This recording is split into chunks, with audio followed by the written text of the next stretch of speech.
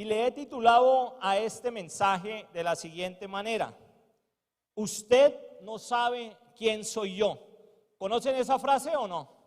Célebre, ¿no? Una frase que ha saltado a la fama.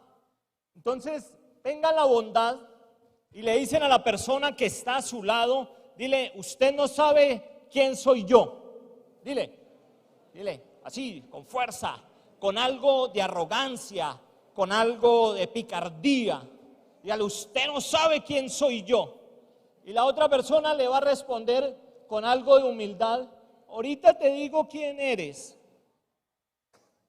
Entonces vuelve y viceversa. Entonces el otro le dice, usted no sabe quién soy yo. Y el otro le va a responder, ahorita te digo quién eres. ¿Sí? ¿Y por qué he titulado este mensaje?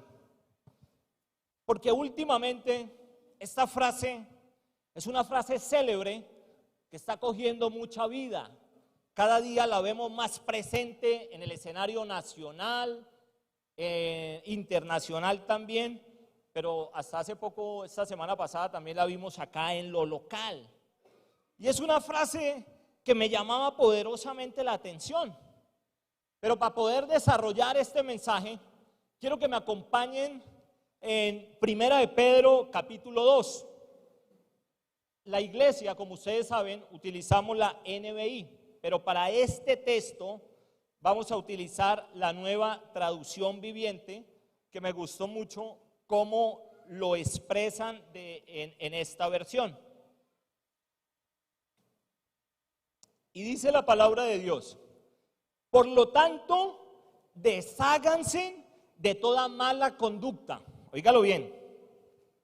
Acaben con todo engaño, hipocresía, celos y toda clase de comentarios hirientes. Como bebés recién nacidos, deseen con ganas la leche espiritual, pura, para que crezca a una experiencia plena de la salvación. Pidan a gritos ese alimento nutritivo, ahora que han probado la bondad del Señor. Mire qué hermosa palabra.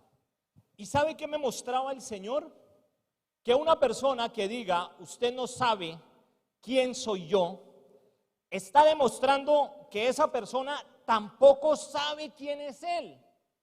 Porque una persona que tenga claro su horizonte, para dónde va y quién es, no anda preguntándole a los demás, oiga, usted sabe quién soy yo, ni mucho menos anda exponiéndose a ser ridículos que después van a quedar totalmente avergonzados.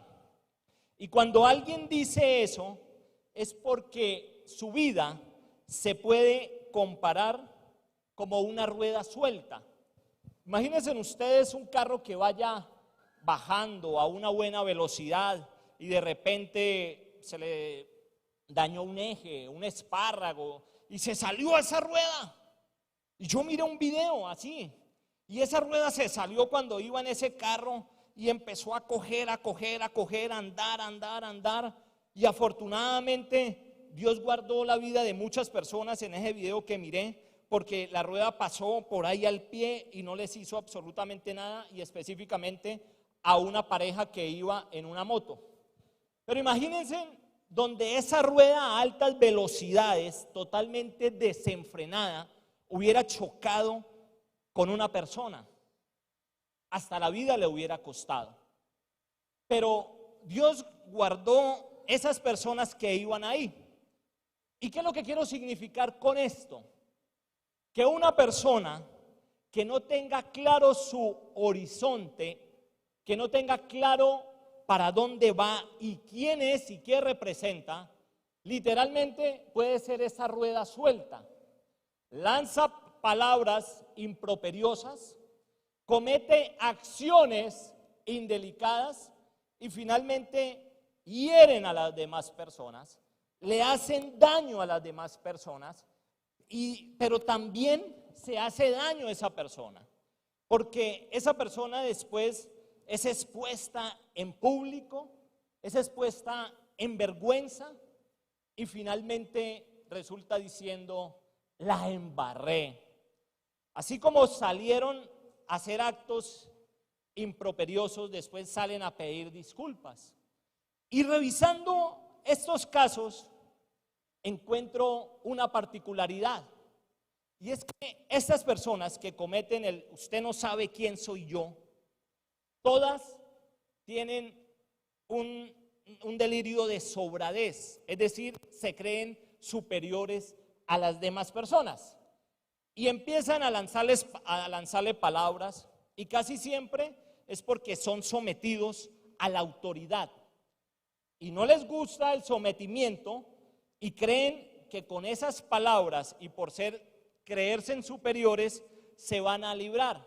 Y entonces empiezan a esbozar como los siguientes comentarios: usted no sabe quién soy yo sí sé quién es usted, yo soy empresario, usted es empleado, yo me gano tanto, usted es del extracto, yo soy del extracto 5, tú eres del extracto 2. Ahora mismo, apenas terminemos la discusión, voy a hacer una llamada y con una llamada le van a abrir un disciplinario y a los 8 días ya está despedida del puesto. Son algunos casos. Y uno dice, ¿y por qué esas personas fueron sometidas a eso? Por no someterse a la autoridad. Y entre tantos casos, me llamó poderosamente la atención que me tomé el tiempo para revisarlos. Una señora llega a parquear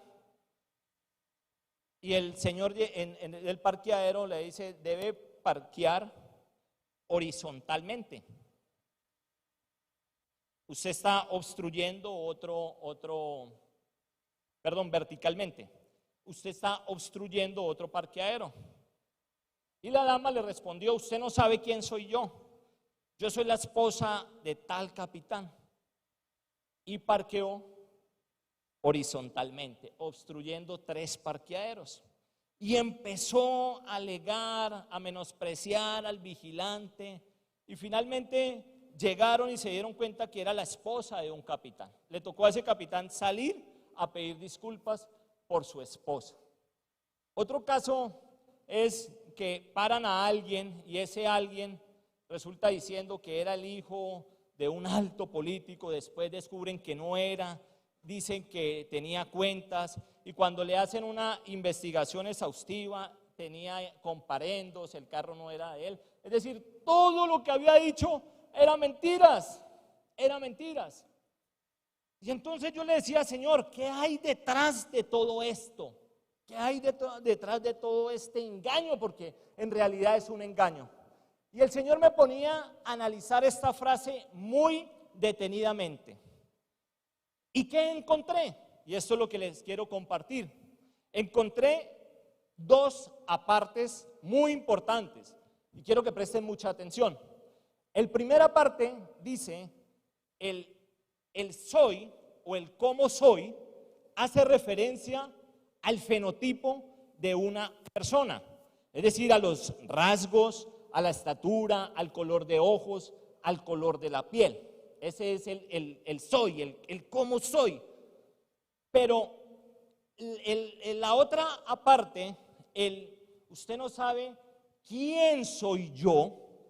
Ese quién soy yo es un cuestionamiento al ser, a la persona, es decir, a la identidad, que es muy diferente. Y entonces cuando Dios me muestra esto, yo dije, ya, es decir, que detrás de todo esto, el gran problema que se esconde es la falta de ¿qué? La falta de identidad. Y de eso, iglesia, hoy quiero hacer hincapié en este mensaje. Iglesia, toda persona que profese una fe cristiana, que haya reconocido a nuestro Señor como el suficiente Salvador de su vida y haya decidido seguir a Cristo, debe tener claro su identidad. Y la identidad es lo que Satanás ataca a la persona. Satanás no es tan poderoso, y eso es una buena noticia, como tú lo creías. Satanás no tiene el poder para crear nada. El poder que Satanás tiene es el que tú mismo le das con tus acciones, con tus miedos. Satanás, ¿qué puede hacer? Puede distorsionar, puede confundir, puede pervertir, pero no puede crear. Dios sí crea. Entonces, Satanás usa unas herramientas para angustiarte, para confundirte y para esconder y disminuir tu identidad. Usa el dolor, usa la amargura, usa el sufrimiento, usa el enojo. ¿Y sabe para qué? Para decirte que la identidad que profesabas como hijo de Dios ya se te ha menguado. Ya Dios te dejó de amar. Tú ya no eres el hombre o la mujer por la cual Dios te creó. El diseño original que fuiste creado, Satanás sí puede distorsionarlo, pero no es tan poderoso como Dios. Y yo quiero hacer mucho énfasis en esto. No podemos relacionarnos, iglesia, con una falsa identidad. Si tú logras conocer tu verdadera identidad, tu vida va a cambiar. Cada persona que comete esos improperios de ultrajar, de herir a las demás personas, finalmente salen a pedir disculpas. Pero lo que me ha gustado es que algunos se acercan a Cristo porque se dan cuenta del daño que hicieron, pero también se han dado cuenta que van por los caminos incorrectos. Y finalmente estas personas terminan conociendo su identidad. Después de todo esto, de todo este caos, de todo lo que lograron hacer, destruir con sus acciones, algunos se acercaron a Cristo, algunos buscaron ayuda y hoy han conocido su verdadera identidad. ¿Y saben dónde hay uno de esos? Aquí parado. Y perdónenme que siempre me ponga de ejemplo, pero es la única manera de poder mostrarle a la iglesia lo que Dios hace con una persona que decía: usted no sabe quién soy yo. Yo también cometí muchos actos improperios, yo también fui expuesto a escarnios públicos, pero cada vez que yo lo hacía, yo sabía que en mi interior no era correcto y buscaba ayuda. Iba donde el psicólogo y el psicólogo me decía: tienes que hacerte una autoevaluación. Y cuando me hacía esa autoevaluación y me trataba de mirar mi interior, no me gustaba lo que miraba por dentro, iglesia. Sabía que que algo me estaba incomodando. Algo había en mi ser que me decía: este no eres tú. Porque si hay algo difícil para las personas, es conocerse. Pero aún más incómodo es lograr entenderse, iglesia. Y nosotros solo no podemos identificar nuestra verdadera identidad. Porque si no tenemos claro de dónde nacimos, quién nos llamó y para qué estamos establecidos, seremos como la ola del mar de un lado para otro. Seremos como esa rueda suelta o como la arena. Pero si conocemos nuestra identidad, seremos como el árbol plantado a la orilla de un arroyo, que daremos frutos y las hojas jamás se marchitarán. ¿Lo están entendiendo o no, iglesia? Háganmelo saber, por favor. Entonces, el Hijo de Dios debe esforzarte, porque cuando tú conoces la identidad, tu vida cambia. Y cuando empiezas a cambiar, empieza su entorno a cambiar, su familia, su núcleo social, lo que haga, el rango donde te muevas, la sociedad, los negocios, lo empiezan a mirar con más credibilidad. Todo empieza a cambiar cuando conocemos nuestra verdadera identidad. Muchas personas han batallado durante muchos años por diferentes patrones que los han gobernado. Vicios, borracheras, promiscuidad, oscuridad, todo lo que se venga. Y no han podido. Y hoy les quiero decir, ¿por qué no le preguntan a Dios si la verdadera lucha que deben ustedes afrontar es la falta de identidad? Es saber llegar a la presencia del Señor, el que te llamó con cuerdas de amor, y poder tener una relación entre padre y hijo. Él siempre está a la puerta llamando, solo es que tú escuches la voz. Pero para que Él entre, tú tienes que tener una relación con Él. Y esa relación te va a llevar a tener una identidad. Porque en este momento te voy a compartir 3 pensamientos de parte de Dios que me los regaló. Y me los regaló porque se los pedí, porque los necesitaba. Porque le dije, Señor, dame la llave en la cual yo le pueda compartir a la iglesia para que en realidad conozcan el verdadero camino. Porque este año Dios va a hacer cosas grandes y milagrosas para cada uno de nosotros. Y tengan eso claro.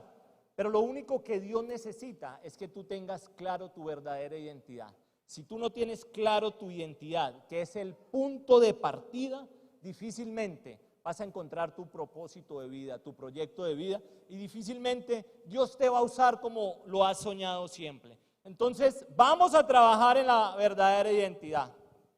¿Amén, iglesia, o no? Entonces, atentos, tomen nota. Pensamiento número 1. Dios te escogió y te acepta por completo. Repítalo, iglesia. Dios te escogió y te acepta por completo. Y miren lo que dice Primera de Pedro 2:9. Ahora sí, NBI, Nueva Versión Internacional.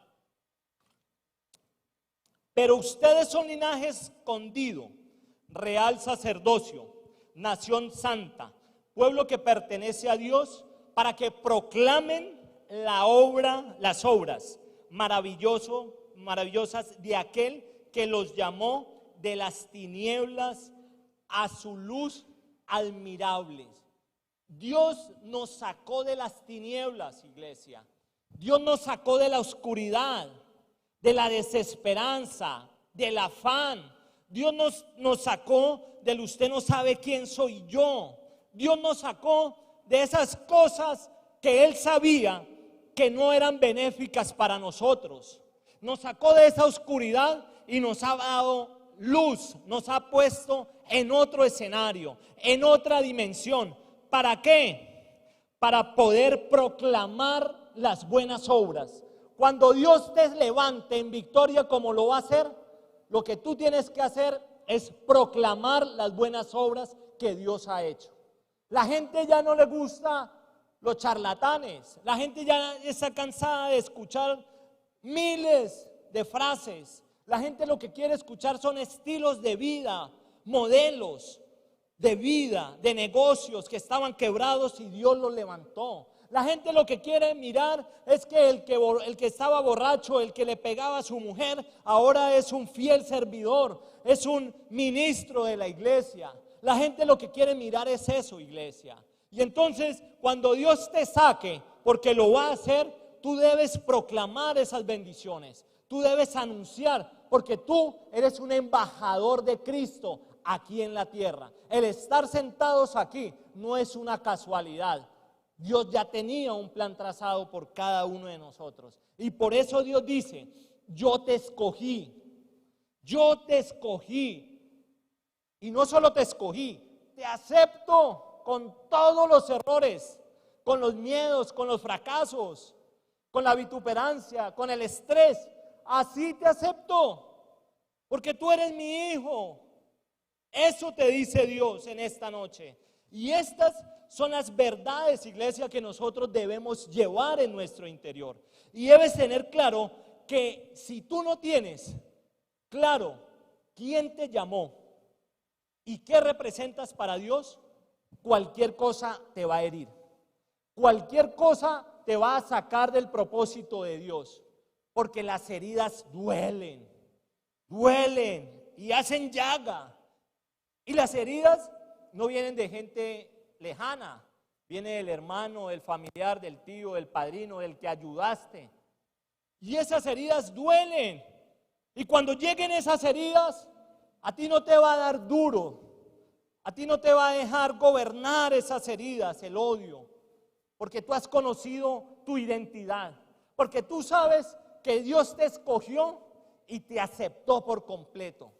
Eso lo debes tener claro.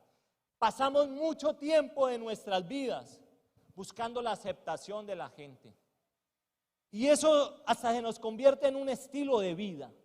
Y ya la gente quiere hablar lo mismo que habla Julanito, quiere vestirse igual a como se viste Julano, quiere tener el mismo carro, porque a todo momento quiere buscar la aceptación del hombre.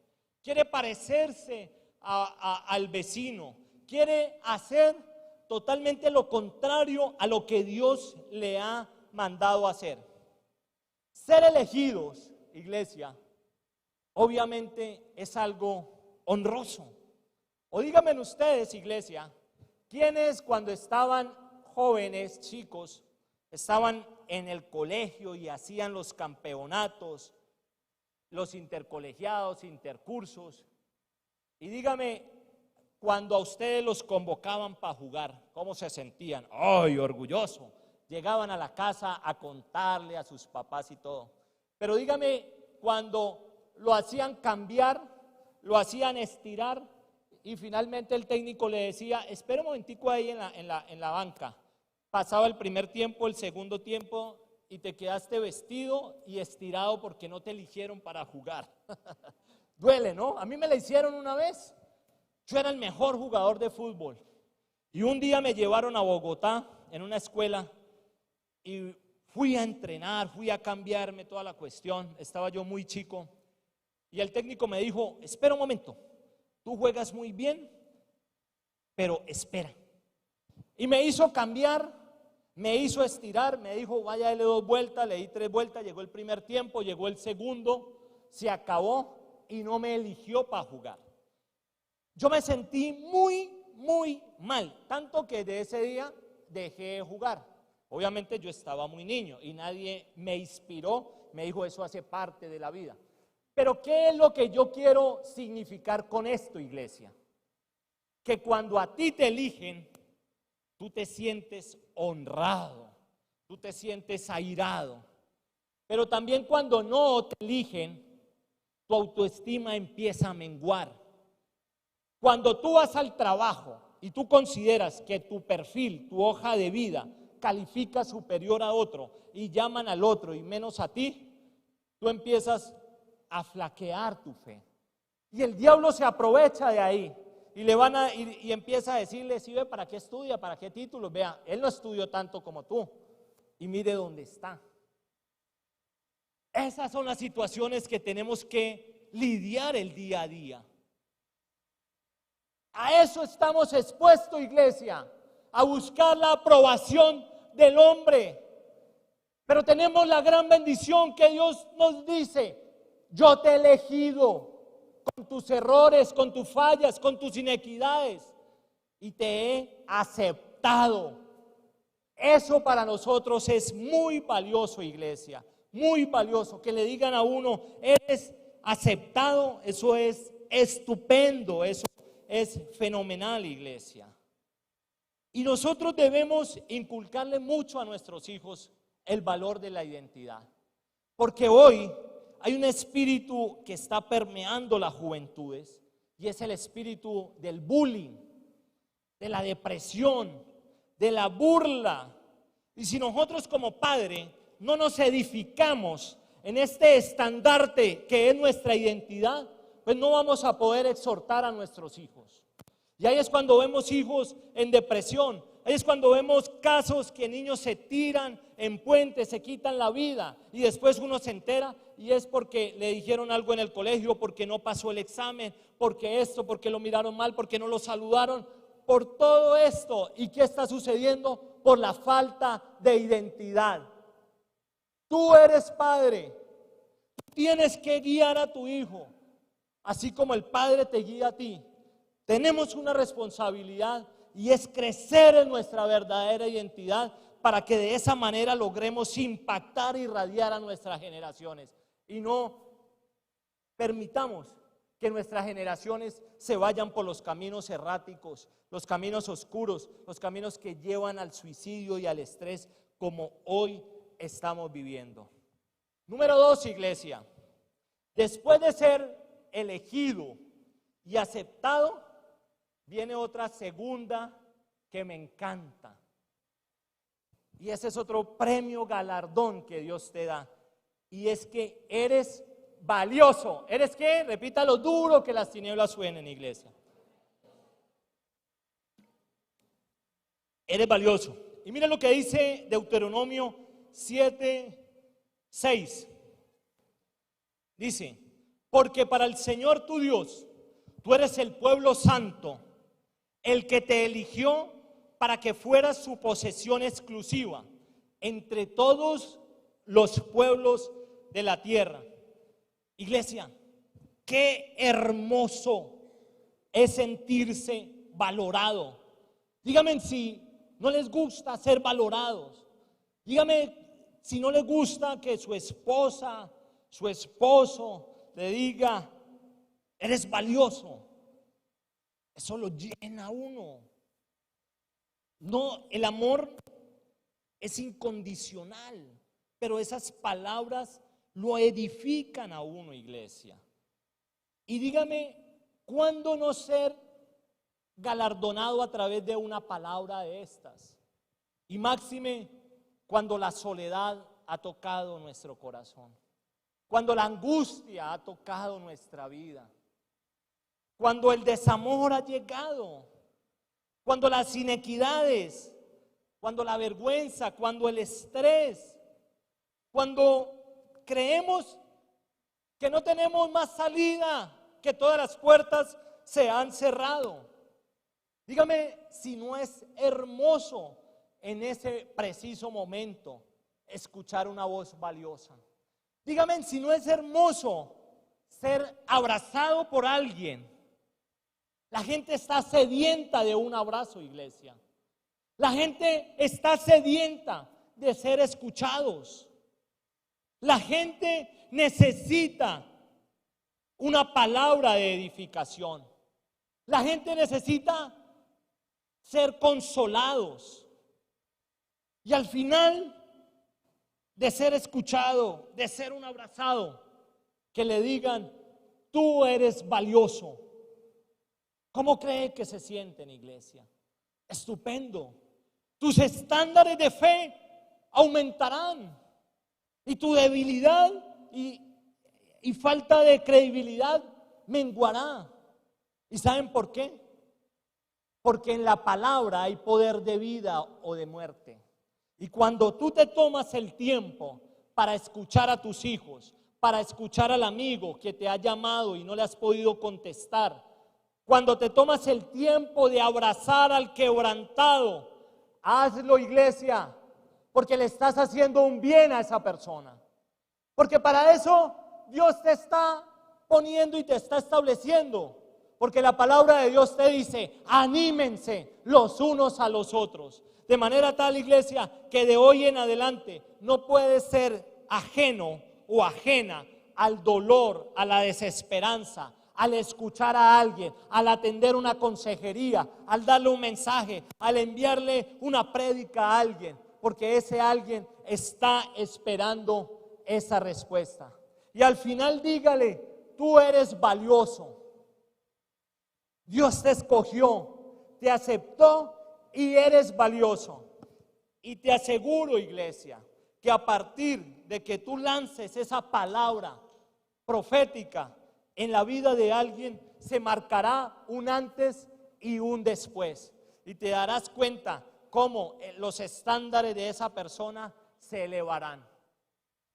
¿Lo estamos entendiendo o no, iglesia?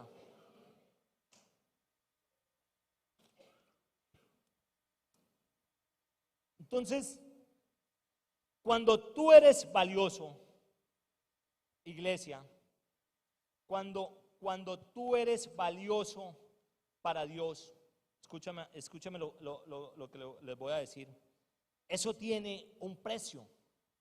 Cuando hay una subasta, las cosas dependiendo del dueño tienen un valor. Las cosas que son de los artistas, de las celebridades, de los presidentes, tienen un valor especial frente a las demás. Y la pregunta mía es la siguiente: ¿a quién tú perteneces? ¿Al hombre? ¿A los afanes? ¿Al sistema del mundo? ¿A la oscuridad? ¿A los vicios? ¿A quién estás perteneciendo para que le dé valor a tu vida? Y el otro tema o el otro precepto que le da valor es, uno, dependiendo el dueño, y dos, dependiendo quién está dispuesto a pagar el precio. Si yo te hago una pregunta, ¿qué valor tiene tu casa? Sin conocer tu casa, yo te puedo responder el valor. Y el valor es el siguiente: vale dependiendo lo que la persona que vas a negociar esté dispuesta a pagar. Ejemplo, tú pones el precio y hay otra persona que te va a ofrecer. Ya depende de ti si le deja en el precio que la persona te está ofreciendo o no. Pero al final de la negociación, el precio de ese bien o de esa vivienda vale lo que la persona pagó. ¿Lo estamos entendiendo? Ahora bien, si yo te preguntara, ¿cuál es el precio que tú tienes como hijo de Dios? ¿Podrían responder esa pregunta? Pero yo te la voy a responder. ¿Sabe cuánto vale tu vida y la mía? Sencillo. Ve a la cruz del Calvario. Allí está registrado el precio que Jesús pagó por tus pecados y por mis pecados. ¿Lo estamos entendiendo o no, iglesia? En la cruz está escrito el valor de nuestras vidas. Cristo se hizo hombre y murió por nuestros pecados, por nuestras inequidades, pero resucitó. ¿Y sabe para qué resucitó? Para darnos vida, vida en abundancia, para disfrutar, para ser los embajadores de Él. Ese es el precio que tú y yo tenemos en el trono de los cielos. El precio que Dios pagó por nosotros. Así como en las subastas pagan por artículos, por celebridades, Dios ha pagado el precio de nuestra vida. Y lo pagó enviando a su Hijo primogénito en la cruz para que muriera por nosotros. Y si no tienes claro ese valor, vaya a la cruz, que ahí está escrito cuánto es el valor de tu vida, iglesia. Entonces, después de ser elegido y completamente aceptado, después de ser valioso, el tercer pensamiento es: serás amado por siempre. ¿Cómo dices? Serás amado por siempre. Y Jeremías 31:3 dice: hace mucho tiempo se me apareció el Señor y me dijo con amor eterno: te he amado. Por eso te digo con fidelidad. Qué maravilloso, iglesia, es sentirse amado. ¿Cuánto cuesta el amor del Padre que podemos estar seguros? ¿Cómo sabemos ese amor si ni siquiera logramos tener una identidad? Y ese amor del Padre se puede gestar en dos características. La primera es que es incondicional. El amor del Padre no es un te amo, pero sí. Hoy el amor de las parejas es: te amo si tú me amas, te amo si tú me seduces, Te amo si tú haces lo que yo quiera. Te amo si ayudas a mi familia. Te amo por tal cosa. Te amo porque eres talentoso. ¿Y qué pasa cuando llegue otro más talentoso que tú? Otras parejas dicen, te amo porque eres atractivo.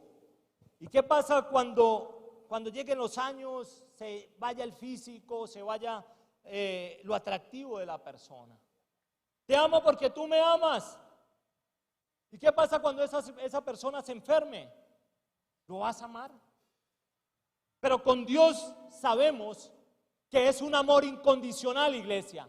Tú no te vas a levantar por la mañana y le vas a decir, Dios, ¿hoy me vas a amar o no me vas a amar? Tú no vas a tener que decirle a Dios o mirarlo como cuando te levantas y miras a tu esposa o a tu esposo y te das cuenta que en los gestos no amaneció de buenas pulgas. O cuando llegas a trabajar y tu jefe está malhumorado y tú tienes que tocarlo con un palito porque es cambiante los pensamientos. Tú con Dios no tienes que decirle, Señor, ¿será que si me voy de viaje tú no te pones bravo? ¿Sí me vas a acompañar? Señor, ¿será que si hago esto me vas a dejar de amar o me vas a dejar de amar menos? No. El amor de Dios es incondicional, iglesia. El del hombre es un amor condicional, pero el de Dios es un amor que sobrepasa toda barrera. Y número 2, iglesia, el amor de Dios, primero, es incondicional y segundo, es congruente, es decir, que no varía. Un día un amigo me dijo, yo no sabía si mi papá me iba a abrazar o me iba a pegar, porque era incongruente. Yo no sabía si mi esposa me iba a recibir con un tinto o con un baldado de agua por las costillas, porque es incongruente, porque varía, pero el amor de Dios es congruente. Podemos contar con ese amor, podemos saber que ese amor nos lleva y nos levanta cada día a pesar de las dificultades. Iglesia, y ya para cerrar el mensaje de parte de Dios, tengo algo que decirte. Y mire lo que dice Primera de Pedro 2:9, y dice, antes ustedes no tenían identidad como pueblo de Dios, pero ahora son pueblo de Dios. Antes no tenían misericordia, pero ahora la han recibido de parte de Dios. Iglesia, este mensaje es un mensaje que va a transformar nuestras vidas. Es un mensaje que de hoy en adelante se marca un antes y un después.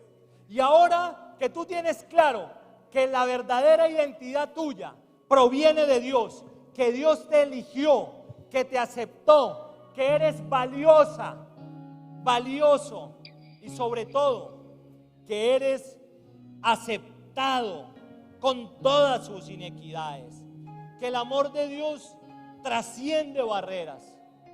Ahora sí le vas a decir a la persona, ahora sí, ya sé quién eres tú. Y tú eres una hija de Dios que Dios te escogió. Y tú eres un hijo de Dios que Dios te escogió. Y no te escogió para que quedes en ridículo. No te escogió para que seas como la rueda suelta. No te escogió para que te creas más que los demás. Te escogió porque tú eres mi embajador acá en la tierra. El Señor dice, iglesia, que nueva criatura somos nosotros, pero también dice que tenemos los pensamientos de Dios, pero también dice que nosotros somos los portadores del fruto del Espíritu Santo, pero también dice que nuestra mente es renovada a través de la palabra, iglesia. Pero también dice el Señor, óigalo bien, iglesia, que somos aroma agradable de Cristo. Somos ese aroma, ese perfume agradable. Pero el Señor también nos da otra verdad, y es que somos cartas abiertas. Y cuando somos cartas abiertas, no podemos temer a los cuestionamientos. No podemos temer a muchas dificultades, improperios, acusaciones, porque nuestra vida está sujeta a aquel que murió en la cruz. ¿Lo estamos entendiendo, iglesia? Hoy el Señor va a hacer algo nuevo en cada uno de nosotros. Y lo que Dios quiere y te pide en este mensaje es que empieces a meditar y a hacer vida esta palabra, porque es la fuente de vida. Dios te va a usar porque es el tiempo de ver los cumplimientos, de ver lo que nunca hemos visto, poderlos ver y palpar. Pero para eso necesitamos ser edificados. De manera tal, iglesia, que hoy Dios te dice que tus asuntos Dios los tiene en sus manos. Aunque no hayas calificado para el hombre, has calificado para mí. Iglesia, hoy el Señor te dice: tú eres mi escogida, tú eres mi escogido. Lo que tú tienes que hacer es mirarte al espejo. Si no te gusta lo que has visto durante años allí en el espejo, toma la decisión de aceptarte. Y cuando te aceptas tal como eres, como te hizo Dios, no importa si calificas o no calificas, no importa lo que diga la gente, al final son comentarios, pero tú estás establecido en el trono de la gracia del Señor Jesucristo. Denle un aplauso al Señor, por favor.